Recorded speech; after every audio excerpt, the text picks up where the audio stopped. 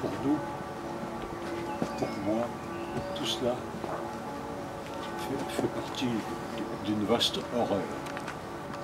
Et lorsque j'étais petit, à Paris, je me rappelle, mon père me tenait la main, nous étions à Auteuil, et il m'a dit « Tu vas avoir bientôt 4 ans ». Et c'était en 43. Eh bien, en 43, nous ne savions rien. Nous avions une voisine juive de la rue Saint-Ferdinand. Elle me servait de nounou. Elle venait pendant toute la journée chez nous. C'était une Ukrainienne. Elle venait chez nous et elle passait la journée et le soir, elle rentrait rue Saint-Ferdinand chez elle. Et puis un beau jour, un vilain jour, plutôt, la mémé n'est plus revenue. Et quelque temps après, on a appris qu'elle avait été envoyée en Allemagne, simplement, tout simplement. Et son ouvrière, la marchande de laine, a été envoyée en camp de concentration.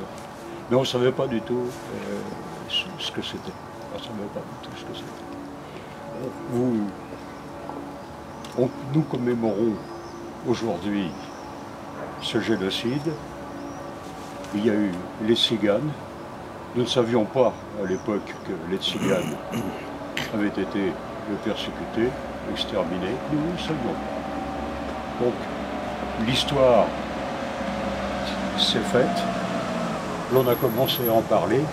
Maintenant, c'est clair, il y a eu le génocide des Juifs, il y a eu le génocide des Tziganes.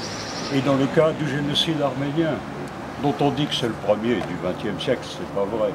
C'est l'un des premiers, enfin, c'est officiellement le premier.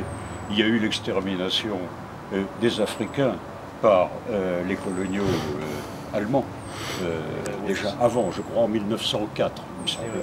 Hein? Les Herreros, c'est ça. Alors nous le découvrons au fur et à mesure.